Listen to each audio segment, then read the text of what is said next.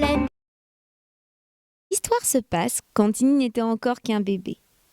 À l'époque, elle portait des couches. Un matin, maman lui ramène un cadeau.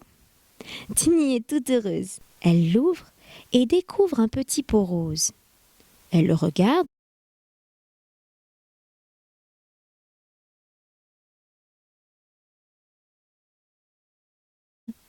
et ne comprend pas vraiment à quoi il sert. Finalement, elle le met sur sa tête.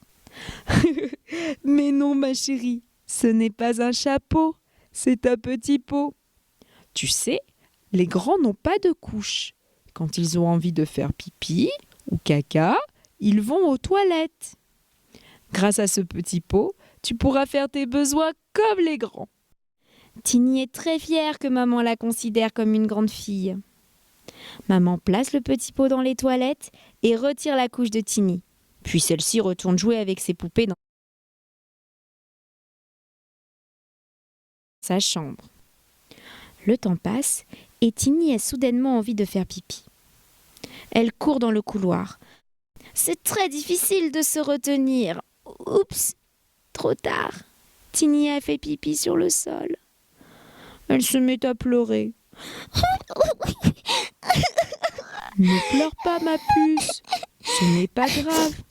La prochaine fois, tu y arriveras.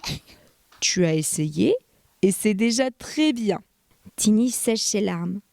Elle aimerait tellement faire plaisir à sa maman.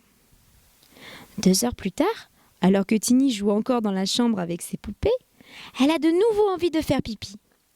Cette fois, elle n'attend pas le dernier moment.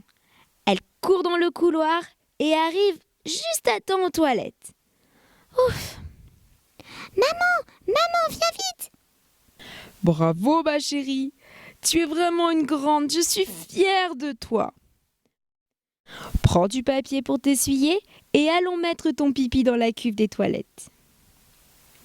C'est bien. Maintenant, tire la chasse d'eau. Tu vas voir, c'est très rigolo. Chut. Le temps a passé. Il y a eu des échecs et des réussites, mais maintenant Tiny est propre. C'est devenu une grande fille. Elle ne porte plus de couches, mais de jolies petites culottes qu'elle choisit avec sa maman. Aujourd'hui, c'est elle qui explique à son frère comment utiliser le pot.